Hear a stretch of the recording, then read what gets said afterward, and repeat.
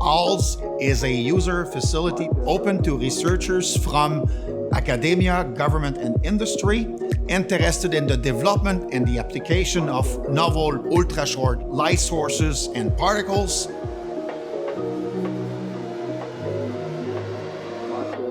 I joined ALLS because of its unique infrastructure, home of the most powerful laser in Canada, and because of the cutting-edge research that's being done in the facility.